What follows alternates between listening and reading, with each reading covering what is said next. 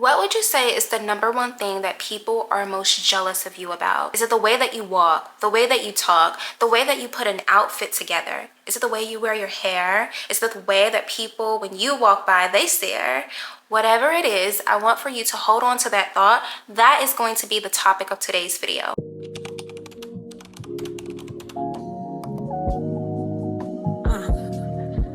Okay. You make it hard to talk about you. Hello and welcome back to another video. My name is Kimberly Reese, also known as Fit Bae Kimmy. My friends call me Kimmy, my clients call me Bae, but it's whatever you want to say. And what I have to say today is going to be impeccable to your level up journey. We are going to be talking about developing a signature style, look, persona, whatever it is that you want to call it, so that you can become unforgettable and unstoppable on your level up journey. When we talk about a personal style, a personal persona, I want you to think of distinction. What makes you different? What makes you stand out? What are people jealous of? If you're that kind of person who goes, oh, people aren't jealous of me, oh, ain't nobody worried about you, you have a lot to learn and I have a lot to teach. So let's go ahead and build that relationship together. And while you are at it, go ahead and click the like button for me and also turn on post notifications if you like what we are going to be talking about today. Or if you are going to be halfway through the video, don't forget to do that. When we talk about a signature style, I want for you to think about distinction. What makes you different? What makes you unique? I think that when we were kids, the things that made us different, the things that made us stick out, the things that made us unique were seen as bad things, right? They were seen as bad. It may have been seen as weird. It may have been seen as quirky. And while some things are bad, some things are weird, some things are quirky, most things that people mock you about or make fun of is exactly what you need to deep dive into. People pay way more attention to the people that stand out than the people that blend in, okay? I always say I like to be the odd man out in the room. If there's a bunch of boys in the room, I like to be the only girl. If there's a bunch of white girls in the room, I like to be the only girl that's not white. If there's a bunch of tall people in the room, I like to be the short one. It makes me stand out. It makes me have more value than anyone in that room. So I want for you to take that with you. If you don't take anything else from this video, take that with you. Always be the odd man out in the room. And I have some examples in today's video that I'm going to show you so that you can understand exactly what this looks like. If you're kind of like new here, I would prefer for you to go back and watch the other video that I created, what was that, last Monday on the 30th. I want for you to go back and watch that video because we talked about the 5 areas of focus so that you can level up. So I want for you to level up your looks in 2025, and I want to help you to focus on developing and understanding your signature style so that you can do what is authentic and unique to you effortlessly. I know that on a level up journey, specifically when it comes to your looks, there are some things that you might be struggling with. Hopefully by the end of today's video, I can address those struggles for you and help you on this journey. So first up on our list today, we are going to be talking about developing a signature hairstyle. I am going to start here because I think that this is going to be the most important thing on a level up journey as far as your looks. And I also think that it's the most important and distinctive thing and the easiest thing to change when you are talking about developing a signature look, okay? So when we talk about hair, there are 4 people that I automatically think of. You may have your own, but mine are going to be the 4 ladies that are in this outline. If you are not looking at the outline, I suggest for you to download it so that you can look at the information that I've put together for you. But I am going to be talking about Mrs. Anna Wintour to start with. When it comes to a signature hairstyle, she is one person for you to look at. She is iconic for her blonde bob. And although her bob has not always been blonde, okay, say that 10 times fast. Although her bob has not always been blonde, she has always had this bob. She's had this bob for majority of her life, and it has led to her iconic-ism. When you think of a bob, you think of Anna Wintour. When you think of Anna Wintour, you think of a bob, or you may even think of Edna from The Incredibles. Next up is going to be Ice Spice, okay? When Ice Spice came out on the scene, she had this bright orange curly afro. And I don't know about you, but I will always remember her for the bright orange curly afro. It's different, it's distinct, it's something that a lot of people just cannot rock, but she could, and she used that to her advantage. And although people were talking about her, making memes about her, again, like I said, what are people jealous of? The things that people make fun of the most are 9 times out of 10 the things that people are most jealous about, they're most curious about. They can't wear a short curly orange afro, but she can. And so because she can, they tried to mock her out of it, but she used that to her advantage. It made her popular, it put her in demand, and it put her in front of all of our faces. And look at where she is now. And so when it comes to hair, your hair is going to be the best and easiest way to develop a distinct style, develop a signature style as well. Next up on our list, we are going to be talking about the face, lay face. We are going to be talking about your face card, or not so much your face, it could also be your body. Okay, hear me out, hear me out. There is something so distinct about your facial features. Maybe you have colored eyes, or maybe you have like a very like unique nose, like a perfect nose, or maybe you have these like amazing big lips that people pay for these days. I'll tell you like a short little story. When I was growing up on the east side of Chicago, me and my sister, we had these childhood friends. Let's just call her Jerica, okay? Jerica had these big lips. I mean, her lips were so freaking big. And if Jerica, you're out there, hey girl, Jerica had big fucking lips. Like, they were so big, and they were genetic. Like, her mom had big lips, and probably her mom had big lips, but she had these amazing big lips. And when we were younger, like, I think that the guys like in the neighborhood or whatever would maybe like tease her, or like anytime somebody got into an argument with her, they would bring up her lips. Just years later, big lips are a thing. Big lips are something that people pay for. So that's why I say, when people mock you and when people are jealous of something about you, or they make fun of something about you, that's your key. That is what you want to dive into. For me specifically, I know for a fact, my distinct feature has always been my butt. I always had a big butt as a kid, as in middle school, and specifically in high school. And I can remember like in high school, girls would ask like in the high school hallways, can I touch your butt? Is it real? Was a question that I would get. And I'm like, this is before like BBLs. Like, you are a girl with a big butt, or you're a girl with big boobs, or you're a girl with big lips, or just something about you. What do girls always say? Oh, the guys only like you because your butt is big, or the guys only like you because you do this, or the guys only like you because, and the guys don't like you because you don't have it. So now what, right? So sometimes, like I said, whatever somebody mocks you for, whatever somebody is jealous about, that is your way in. That's your distinctive feature, right? Kim K also has a really big butt. Okay, J-Lo also has a really big butt. Nicki Minaj also has a really big butt, and we see where they are. So maybe you need to use your little butt and make it bigger, and then maybe you will be somebody someday. I don't know. Back to the point at hand, maybe that is your signature. Use it. Whether it's your face, something on your face, you have colored eyes, you have big lips like our friend Jerica, you have a nice body like myself, or Kim K, or Nicki Minaj, or whoever in the hell.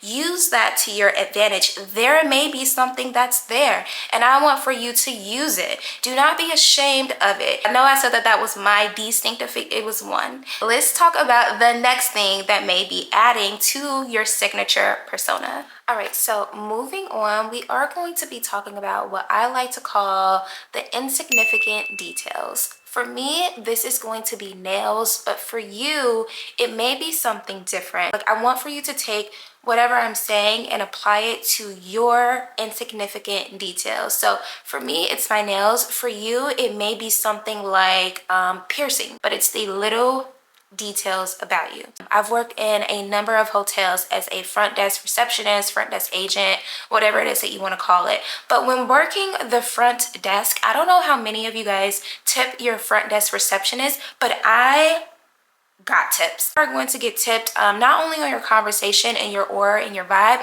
but you're also going to get tipped on your appearance. What I started to learn was that people were really interested in my hair and people were really interested in my nails. My nails bring me money. My nails bring me money, especially when I was working front desk, when I was a cocktail waitress, when I would work in retail. Like, I even used to get tipped as a retail worker. And the number one compliment that I would get when I was working, you know, at a front desk, cashier, whatever, is that, wow, your nails are so long, your nails are so pretty, oh my gosh, let me see your nails. I'm not kidding. I could not get through a day without somebody commenting on my nails. I want for you to realize that I was listening to people. I was listening to the compliments that I was getting, and my nails, while it was very insignificant to me, it was a very significant thing for other people to see me with my nails done, especially in comparison to the people that I was working with, specifically girls that I was working with who just didn't have their nails done. I came to learn that while my nails were a insignificant detail to me, they were a significant detail to other people, and it helped people to remember me. I want for you to listen to how other people describe you. What are people calling out? Because people will be able to tell you more about yourself than you sometimes can tell yourself about yourself. The way that people describe you leaves a trail, right? It leaves a trail of details, and it leaves a trail of details about what it is that you want to pay attention to and play up when you're on this level up journey. All right, so next up, we're going to be talking about developing your own signature clothing style. I'm going to do a separate video about clothing style and different pieces that I think you should have in your wardrobe while you're on your level up. So I'm only going to touch on this one briefly. First, when we're talking about color for your wardrobe and for your personal signature style, I think that it's very important to go out and shop and try on lots of different things. You can figure out what colors look best on you. I know for a fact I always look good in white. It just looks so good on me. So I want for you to go out maybe to like a department store or like a Zara, H&M, girl, even Forever 21. Like, just go out and see what colors look really good on you. Once you figure out your colors, you can start to figure out shapes and different cuts and things like that. Apparently, people don't like skinny jeans. I love me a good skinny jean, but what I have also found is that I look really good in flare jeans. When it comes to looking for the colors and the shapes of the things that you want to wear and you're trying to figure out your style, once you get that down pat, you can start to go for the overall theme of your look. As note, Hillary from Fresh Prince of Bel-Air, the original, not like the remake, I love that style. And even though it's a bit outdated, I still think that there are some pieces that I can bring in this day and age and make them a little bit more modern. The key thing here is going to be for you to focus on your body type. Focus on what fits your body the best and then wear the shit out of it. Last but not least, and this is probably one of my favorite topics to discuss, we are going to be talking about your scent, your signature scent, specifically as a woman. Now, this is one of those things that my mom kind of instilled in me. She has her signature scent. Her signature scent is Dolce & Gabbana Light Blue. That is what she wears. For me, it's a little bit strong. It's a little bit on the stronger side. When it comes to me, I want to give you a few signature scents that you may be able to take with you if we have a similar scent profile and if we like the same things. I know that as a woman, like, it's a cardinal rule that you do not share your scent. You don't share your fragrance with another woman, but because I know that we all have different body chemistries, I don't mind sharing my scent with you because the way that it smells on me, it's not necessarily going to smell that way on you. And I like to layer my scents. Now, I'm not going to tell you what my layering profile looks like, but I will give you the base, okay? First up on my list is going to be my favorite. This is going to be Daisy Eau So Intense by Marc Jacobs.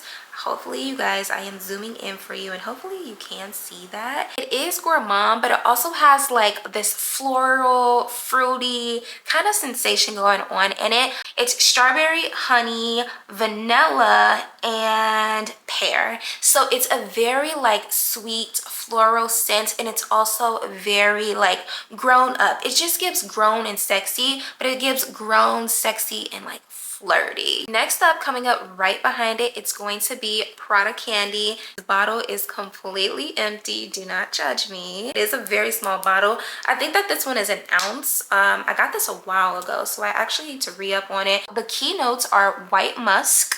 Okay, musk, not to be confused with musk. Okay, benzoin, I don't exactly know what that is, and caramel accord.